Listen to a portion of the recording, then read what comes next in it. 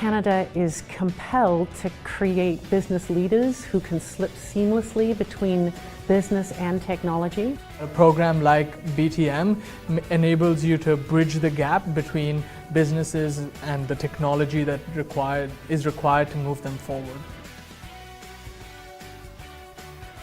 It's the compilation of courses. So you're taking economics, you're taking finance, you're taking marketing, you're taking software development, you're taking systems analysis. All of these courses are so important in so many roles in business. You're going into this world with information on how to script and also information on marketing and finance. The BTM program provided me with the foundational skills needed to be able to recognize where the gaps are in certain projects. We have placed students from the program not only in traditional industries like consulting, finance, accounting, the insurance industry, but also into healthcare, into agriculture. It does really branch out in all industries. Like there's IT in marketing, there's IT in even like military bases use IT systems, there's IT in you name it, there's IT there. It's really a very, very broad range of both positions and industries that we're placing our students in. The options are limitless once you graduate or look for a co-op opportunity. It's like a program that's made for students to be much more adaptive to the new jobs that are coming. I think the real question is, why wouldn't you choose to study a BTM talent program? It's good for long-term career opportunities. I think we are producing graduates now who are fitting a big gap in the marketplace, and not just in one industry, across all industries.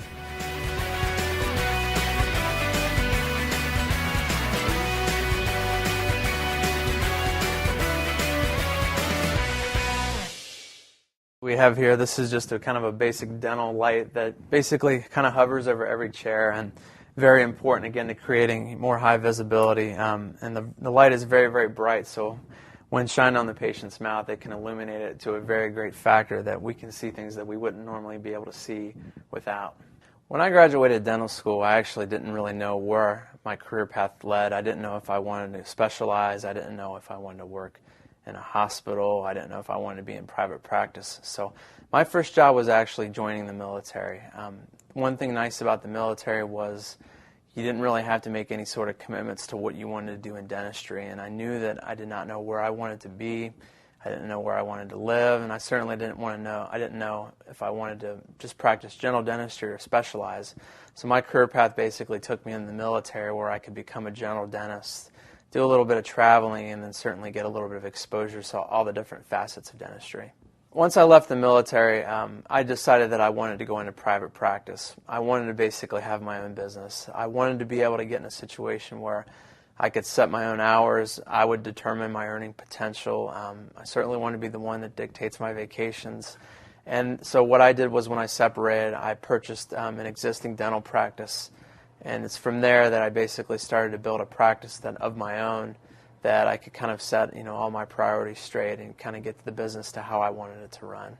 I went and pursued the military because I didn't know exactly where I wanted to practice, and I didn't even know what I wanted to do in dentistry. My opportunity to practice in the military gave me exposure to a lot of different disciplines of dentistry, and also put me in scenarios that were much different than you'd see in a private practice outcome. So for me, it was just an issue of getting some more experience and exposure to kind of guide me into what kind of dentist that I wanted to be. In the military, certainly, we primarily deal with people that deploy and go to war. So certainly the treatment scenarios that we can present to them are much different than in private practice, because there's a lot more limitations. For example, someone who may need something really complicated that's cosmetic, they may not necessarily have time to get something like that because of their availability. Where in private practice, basically the sky's the limit. You can do whatever you want to do, or whatever the patient wants to do. So in terms of flexibility, there's a lot less flexibility in the military as far as the treatment options you can present, and basically the access and availability to care.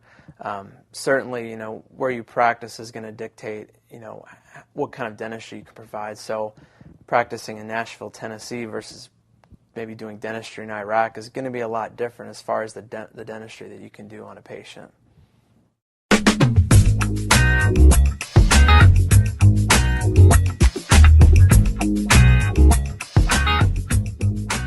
Limping into every payday with no coin gets pretty old after a while, but avoiding the weekly shrapnel hunt actually doesn't take that much effort.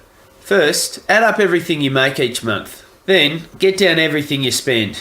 You'll be surprised where your pennies are going. It's pretty straightforward for bills, but for random stuff it's basically impossible. So just for a week, pull out your phone every time you buy something and make a note. Pretty quickly you'll work out where you're leaking coin, mostly on stuff that's completely ridiculous. So separate your expenses into 3 groups.